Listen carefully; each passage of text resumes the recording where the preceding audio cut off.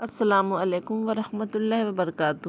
انسان کردار کے لحاظ سے جتنا بھی مخلص اور نیک کیوں نہ ہو، سامنے والا اس کو ہمیشہ اپنی سمجھ کے ترازو میں تولتا ہے۔ رزق ہو یا محبت، قدر نہ کرو تو خدا چھین لیتا ہے۔ وقت گہرے سمندر میں گرا ہوا موتی ہے جس کا دوبارہ ملنا ناممکن ہے۔ اگر آپ مسلمان ہو کر بھی معاشرے کے لیے اچھے نہیں ہیں تو پھر آپ نے اسلام سے کچھ نہیں سیکھا۔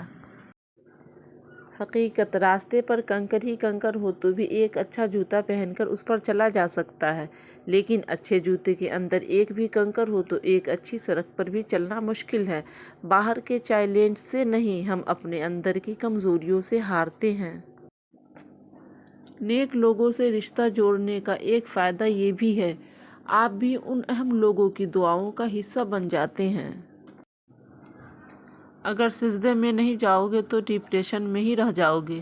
بے شک نماز بہترین ساتھی ہے، دنیا سے قبر تک، قبر سے حشر تک اور حشر سے جنت تک۔ اللہ تعالی ہم سب کو بہترین نمازی بنائے، آمین ثم آمین۔ نفرتوں کے بیج نہ بوئیں، پیار اور خلوص پھیلائیں۔ تم زندگی کے راستے پر خار بوتے جاؤ گے تو تمہارے پیچھے آنے والی تمہاری اپنی نسلیں اسی راستے پر لہو لہان ہو جائے گی۔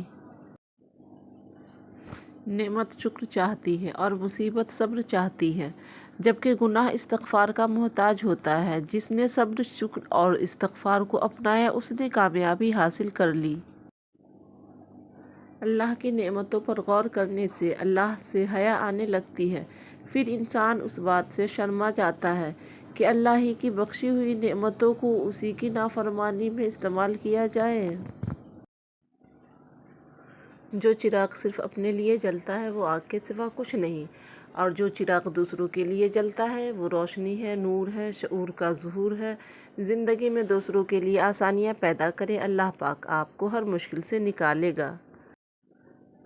فرمان مصطفیٰ صلی اللہ علیہ وسلم نے فرمایا، حسن اخلاق گناہوں کو اس طرح پگھلا دیتا ہے جس طرح دھوپ برف پگھلا دیتی ہے۔